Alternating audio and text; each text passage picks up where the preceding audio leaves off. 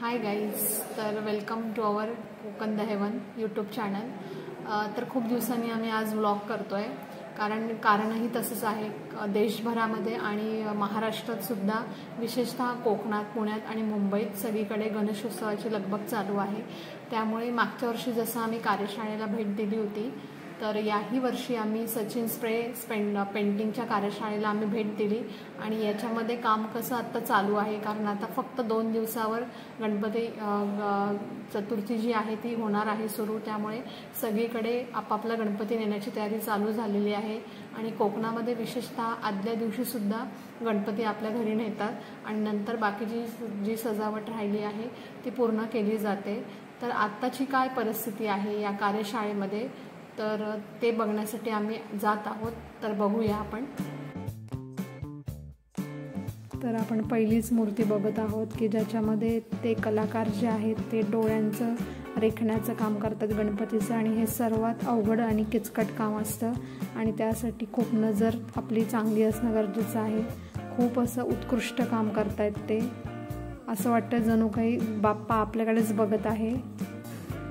खूप छान असं काम डायमंड वर्क सुद्धा केलेलं आहे। तर हे आहेत सचिन दादा, की जे या कार्यशाळेचे मालक आहेत आणि ते स्वतः स्प्रे पेंटिंगचा वापर करून त्याच्यावर गणपतीवर वेगवेगळे रंगकाम हे असं करत आहेत। खूप कष्ट घेतात ते यासाठी, दिवस रात्र एक करतात आणि सगळं काम पूर्णपणे केलं जातं। ग्राहकांच्या मागणीनुसार गणपतीच्या मूर्ती इथे घडवल्या जातात। शक्यतो या सगळ्या गणपतीच्या मूर्ती या घरगुतीच आहेत आणि बहुतेकशा मूर्ती या शाडू मातीपासून बनवलेल्या आहेत। इथे एक काका आहेत की जे गणपतीचे जे वेगवेगळे अलंकार आहेत त्यांना रंग देण्याचं काम करत आहेत। अजून या ही गणपतीची मूर्ती पूर्ण झालेली नाही आहे, हळूहळू काम चालू आहे, पण आता वेगाने सुरुवात झालेली आहे कामाला।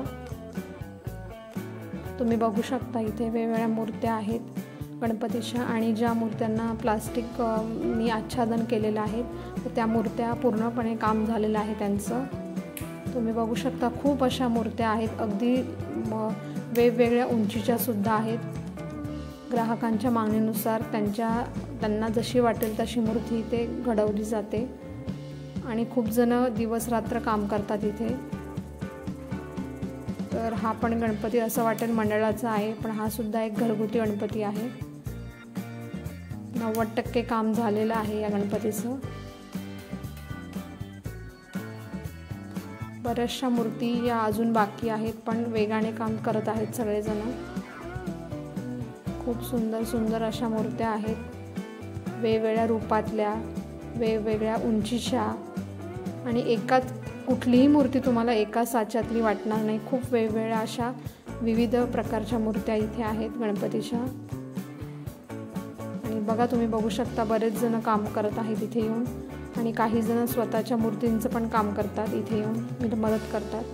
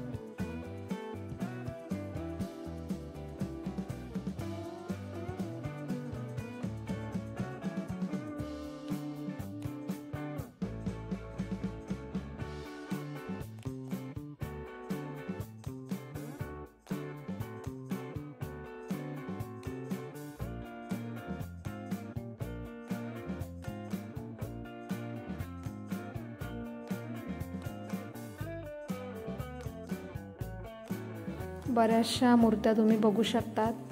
काही मूर्त्या मोठ्या आहेत, काही मध्यम आकाराच्या, काही छोट्यासुद्धा आहेत. वेगवेगळ्या ढंगातल्या अशा गणपतीच्या मूर्ती आहेत. तुम्ही बघू शकता छानसं असं बाल गणपती आहे इथे. आणि बऱ्याचशा मूर्त्यांना आहे डायमंड वर्क, काही ठिकाणी फेटासुद्धा बांधलेला आहे, काही ठिकाणी धोतर पण नेसवलेलं आहे. तर ही सुद्धा कामं इथे केली जातात. खूप छान असं कार्यशाळा आहे. आणि हा गणपती आहे दगडूशेठ हलवाई. आणि मला असं वाटलं आमच्या गणपतीचीच मला आठवण आली, कारण आम्ही पण दगडूशेठ हलवाईच गणपती आणतो. खूप वेगवेगळ्या प्रकारच्या मूर्त्या आहेत. खूप छान वाटतं एकाच ठिकाणी सगळ्या मूर्त्या बघायला. तुम्ही बघू शकता की ज्या गणपती मूर्ती पूर्ण झालेल्या आहेत त्या सगळ्या अशा मांडण्यात आलेल्या आहेत. आणि त्याच्यावर नावसुद्धा, ज्यांचं गणपती आहे ते नावाची चिठ्ठीसुद्धा तिथे अडकवलेली आहे. आणि इथले सगळे जे आहेत काम करणारे ते सर्वजण खूप कष्ट करतात, मेहनत घेतात. अगदी गणपती यायच्या आधीपर्यंत त्यांची ही लगबग चालू असते, कारण रोज कोणी ना कोणी येतात आणि गणपती घेऊन जातात एक दिवस आधी तरी. लांबचे असणारे गणपती. खूप छान प्रकारे काम चालू आहे.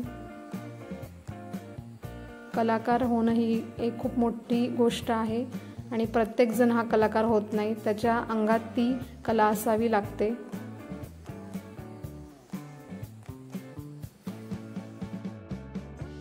तिथे फिरत असताना मला ही आकर्षक अशी गणपती मूर्ती दिसली की ज्याला पांढरा फेटा बांधलेला आहे आणि हे ग्राहकांच्या मागणीनुसार काम केलं जातं. खूप अशी आकर्षक मूर्ती आहे. डोळे असे भरून आलेले आहे या गणपतीच्या मूर्तीला बघून. खूप सुंदर काम केलेलं आहे.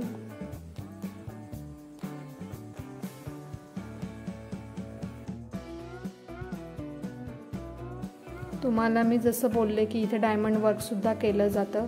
तर वेगवेगळ्या माळा आणि त्यात छोटे छोटे असणारे जे मोती आहेत ते चिकटवले जातात. ते कामसुद्धा खूप अवघड आहे आणि ग्राहक जसे म्हणतील त्याप्रमाणे त्यांना तशा ऑर्डर कंप्लीट करून द्याव्या लागतात. पण हे पण छान आहे, म्हणजे एकदम छान असं त्याला आकर्षक असं रूप आलेलं आहे या गणपतीला. आणि ते दागिने सगळे खरे वाटतात. खूपच सुंदर.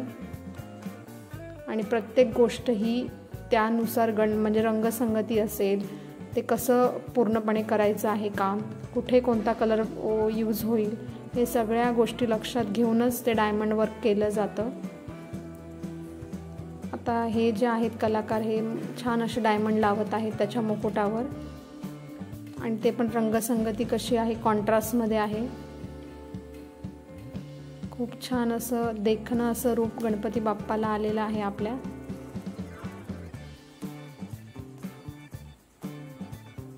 छानच.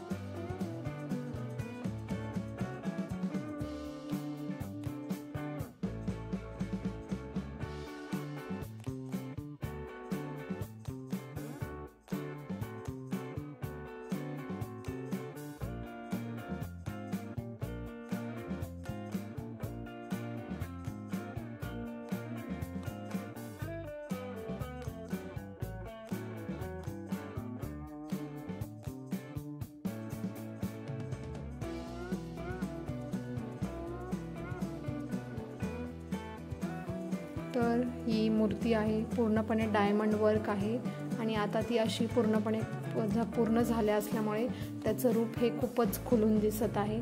तुम्ही बघू शकता खूप छान प्रकारे असं काम केलेलं आहे। प्रत्येक ह्याचं काम हे वेगवेगळं आहे आणि कुठल्या अलंकार उपयोगाला येतील आणि त्याप्रमाणे रंगांची निवड केलेली आहे। खूपच सुंदर वाटत आहे। बघू शकता तुम्ही सगळे कलर वापरलेले आहे त्याच्यामध्ये। हे सुद्धा काम खूप अवघड आहे, म्हणजे प्रत्येक कामच अवघड आहे। प्रत्येक अलंकार योग्यरित्या त्यांनी चिकटवलेले आहेत आणि असा हा गणपती बाप्पा डायमंड वर्कने असा सज्ज झालेला आहे।